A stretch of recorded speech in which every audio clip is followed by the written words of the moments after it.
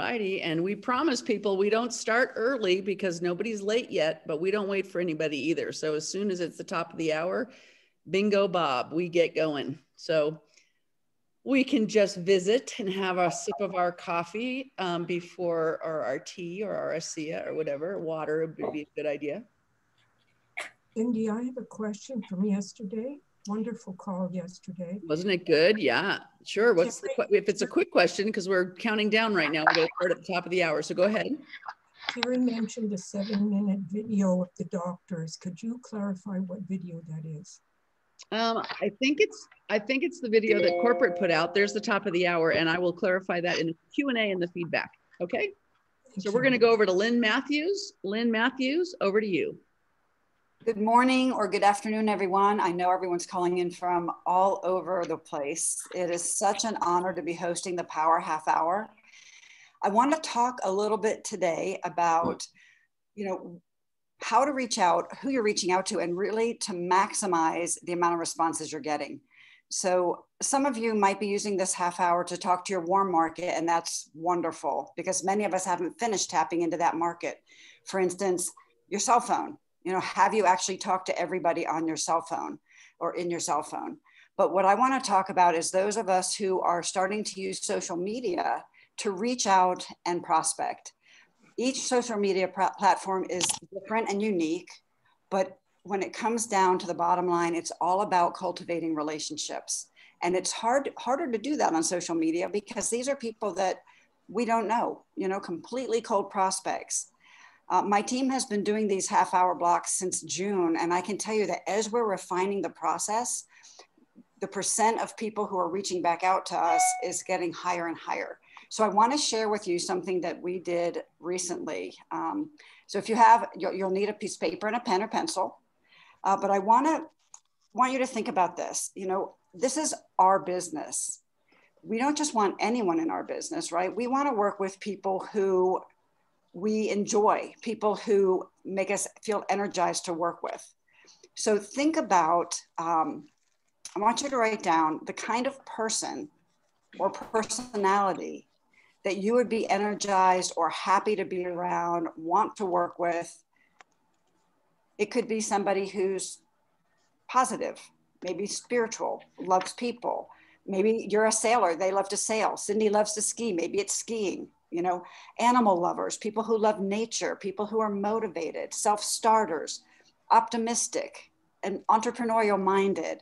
I want you to just start just kind of brainstorming, brain dump, all kinds of adjectives, just let it free flow of the kind of person that you would love to have in your business.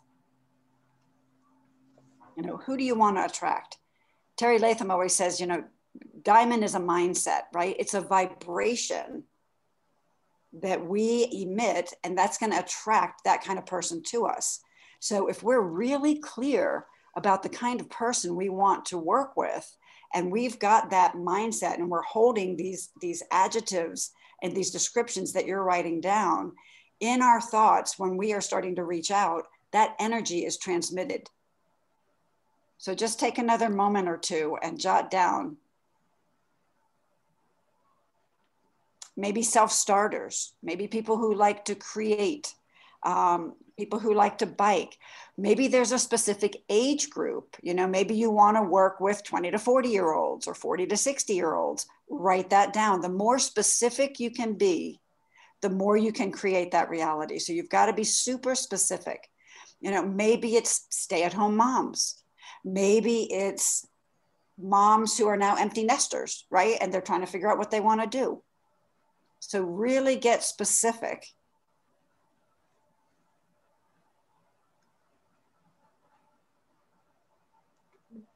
And then I know we only have a few minutes for this part of this before we actually get into action, because that's the biggest part of this. So you can come back to that, because now I want you to skip a couple lines and I want you to think about what is unique about you that made you choose ASEA. So what is unique about you? Maybe you always wanted to be your own boss. Maybe you like to help others in a really big way. Perhaps you did it because of personal transformation, or you like to travel. You like to be around like-minded people who have a bigger purpose in life. Maybe you love nature. You know, what is it about you that makes you unique, and then that makes you or made you choose ASEA?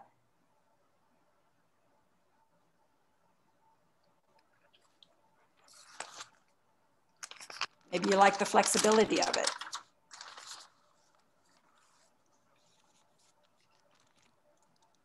And you might start to see a little bit of overlap. So now taking those two lists, when you get ready to go into Facebook, into Instagram, and I am not an Instagram person, I'm still learning Facebook. So when you go in there, there are groups, there are pages, there are billions of people out there on Facebook. So you want to look up something that maybe it's you like inspiration, right? You're very inspirational. You love to inspire people. So maybe you go in and you look up, you know, inspirational quotes or a page, inspirational groups, and it's going to bring up a whole list of things. And you can go in there and start seeing, you know, how many people are posting. Are there things in there that you can relate to? And you can use those posts that you can then share, or you can go in and start commenting on those people's posts and private messaging some of them, because already you have something in common with the people in that group. Maybe you're a pet lover. Maybe it's Rottweilers. And so you find a Rottweiler group. And those people already, you have something in common with them, because again, this is all about cultivating a relationship. So you just go in, you kind of start something. You're not going to go in and blast them with ASEA and what you're doing. You just create a conversation, just like you would if you met someone in the dog park who had a Rottweiler and you have one too. You're going to just start chatting about things you have in common and start to learn about them, start to ask questions about them. And eventually it could lead to something about ASEA. So that's one way to really start to get narrowed in on the types of people you want to focus on. And the second thing, as we get ready to actually start reaching out to people, have in your mind, hold these thoughts in your mind and in your heart. So I would invite everyone, if you're comfortable with it, just close your eyes for a moment and just begin to visualize this ideal person that you would love to work with, that has the same ideals as you, that wants to touch people's lives, that wants to share this in a big way, that loves personal transformation, all the things that you wrote down. Hold that in your thoughts, hold that in your vision. And as you open your eyes, keep that as we go and we reach out to people. And we'll be back in 20 minutes to answer questions. I'll see you then.